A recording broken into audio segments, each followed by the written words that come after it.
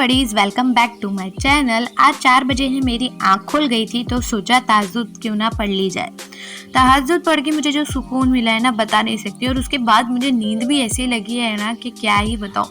इतना लेट हो गया था मुझे उठने के लिए, और मेरे पास लेफ्ट ओवर राइस भी रखे हुए थे, और मैंने रात को ना ब्लैक चना भी भिगा कर ही रखा हुआ था। तो फिर लेट उठने की क्या ही बात थी।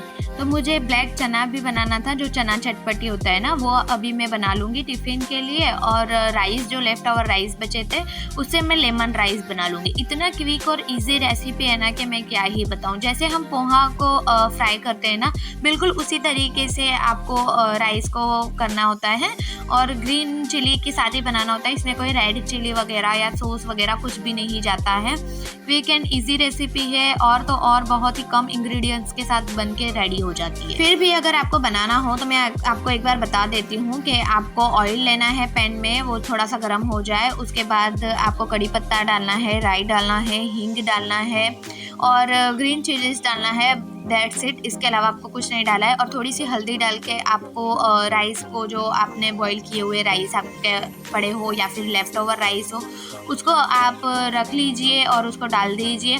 उसके बाद ऊपर से आपको थोड़ा सा नमक डालना है, और नींबू लेमन जो है वो थोड़ा सा स्क्वीज़ करना है। That's it. आपका जो लेमन राइस है वो रेडी हो जाएगा। उसके बाद हस्बैंड जी ने कुरान शरीफ की तिलावत की, माशाल्लाह से हम लोग ने भी बैठकर अच्छे से सुनी। और जोहान है वो तो अभी सो रहे थे, तो अभी उसको परेशान करना भी मैंने बेहतर नहीं समझा। उसके बाद हस्बैंड जो है वो सुबह में सीरियल ही खाते हैं, जैसे मूसली वगैरह का होता है या कैलॉग्स वगैरह का होता है, वो वही ज़्यादातर खा लेते हैं, और ये मेरे लिए भी बहुत ईजी। हस्बैंड का सैटरडे संडे ऑफ होता है, तो मैं कोशिश करती हूँ कि उसी दिन कोई अच्छा ब्रेकफास्ट कर लिया जाए। इसके अलावा तो ज़्यादातर मुझे यही अच्छा लगता है कि मैं उनको इंस्टेंट यही बना कर दे। मैं नाश्ता करने ही लगी थी और जोहान भाई भी उठ गए, तो उसको भी मैंने अपने साथ साथ थोड़ा सा नाश्ता करवा लिया ताकि वो फ्री हो जाए। जोहान भाई ने अभी नाश्ता करते करते ये देखो क्या ही कर दिया। छोटे बच्चे होते हैं ना, उनके वहाँ ये प्रॉब्लम नॉर्मली रहता ही होगा, आप लोग भी जानते हो। मेरे वहाँ तो अब ये रोज़ का हो गया है, और मैं ये सब चीज़ों से ना बोर भी नहीं होती हूँ। अभी जब ये इसने किया ना, तो एक्चुअली हुआ ये कि इसका पैर भी इसमें लग गया, जबकि ये थोड़ा सा गर्म था, तो वो थोड़ा सा डर गया बिकॉज कि मैंने चिल्ला दिया। और ये मेरी गलती थी कि मुझे चिल्लाना नहीं चाहिए था। उसके बाद जैसे ही मुझे पता चला कि वो मेरी वजह से चिल्लाया है, तो सडनली मैं जो है वो चुप हो गई और एकदम से हंसने लगी और कुछ कॉमेडी कर दी। उससे बच्चा जो है वो अपना सारा दर्द तकलीफ भूल गया और मेरे साथ हंसने लगा कि नहीं, मेरी मम्मा को तो कोई फ़र्क ही नहीं पड़ा कि मैंने गिराया। नो डाउट कि ये बहुत बुरी बात है कि हम बच्चे को उसी टाइम पे बोले नहीं कि ये गलत है, ये है। लेकिन क्या है ना कि बच्चे को समझाने का भी एक सही वक्त होता है, सही तरीका होता है। तो मुझे अभी फ़िलहाल ये लगा कि मुझे अभी नहीं बोलना चाहिए, एक सही वक्त आने पर उसको ये चीज़ समझानी चाहिए। बिकॉज़ कि अगर मैं अभी उसको समझाऊँगी तो वो जो अभी जो पोजीशन पे है, जो सिचुएशन पे है, जैसे 1.5 से 2 साल का बच्चा है, वो नो जो है उनकी डिक्शनरी में होता ही नहीं है, राइट। तो उसकी वजह से अभी बोलने का ना कोई एक्चुअली फ़ायदा ही नहीं है। तो जब वक्त आएगा ना, तब हम उसे सही तरीका समझा देंगे। बंद हो गया, चालू करो। क्या लगाऊं? चुन्नी में। अच्छा लगाते, चलो डांस करोगे ना? डांस कैसे करते जोहान? डांस कैसे करेंगे जोहान? अरे वाह वाह वाह, वेरी गुड। 11 बजे हम सबकी लाइटें जो है वो चली गई थी, तो इस वजह से हमें मम्मी के घर पे जाना पड़ा, क्योंकि लाइट जो है वो सीधा 6 बजे सामने आने वाली थी। तो हम लोग निकल पड़े मम्मी के घर के लिए। वहाँ पर पहुँचे तो जोहान भाई की तबीयत बहुत ही ज़्यादा ख़राब हो रखी थी, और उसे थोड़ा फ्रूट वगैरह खिलाया तो वो थोड़ा रिकवर हो गया। उसके बाद जोहान को भूख लग रही थी, और घर पे गुलाब जामुन रखे हुए थे, तो मेरी जो सिस्टर है उसने बता दिया कि हमारे घर में गुलाब जामुन है। तो जोहान ने ज़िद की कि मुझे वही चाहिए, और गुलाब जामुन के चक्कर में मैंने उसको फिर थोड़ा सा राइस वगैरह भी खिला दिया।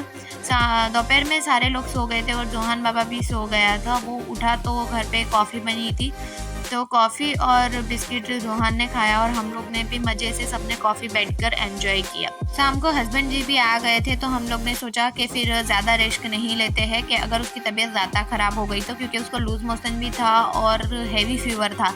उस वजह से हम फिर हॉस्पिटल पहुँचे। हॉस्पिटल में देखो इतनी सारी यार बेचारे को दवाइयाँ दे दी है, लेकिन कोई प्रॉब्लम नहीं है। जोहान मज़े लेकर दवाइयाँ है वो पीता है। उसके बाद जोहान को एक ORS दिया था, तो वो वहीं एंजॉय कर रहा था, और वो बोल रहा था बस मुझे रास्ते में पीना है, तो हमने उसको रास्ते में ही ओपन करके दे दिया था।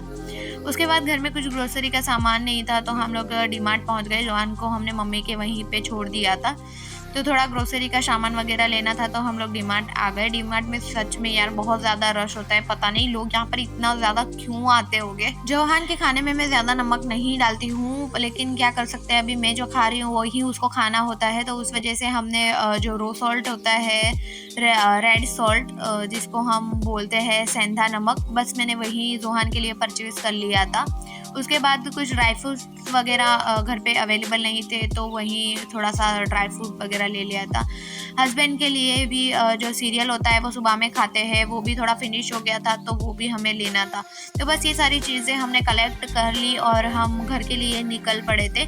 बाहर निकले ना तो देखा ऐसी बारिश हो रही थी कि क्या ही अहमदाबाद का अभी जो वेदर है ना वो कभी सर्द रहता है कभी गर्म रहता है, बस यही सारी चीज़ें अभी लाइफ में चलती रहती है। आई होप आपको हमारा रूटीन अच्छा लगा होगा, अगर अच्छा लगा है तो लाइक शेयर सब्सक्राइब करना बिल्कुल ना भूलिएगा। बाय।